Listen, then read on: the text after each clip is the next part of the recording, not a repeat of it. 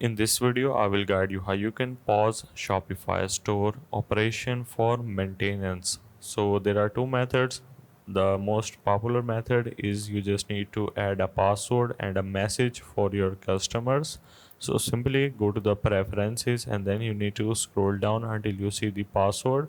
So you just need to add a password. Let's say this one right here. You can add up to 100 characters and a message for your visitors like we are down for maintenance and we will be live soon, or any other message for your customers so that they know that your website is under maintenance and they can order after a specific time period.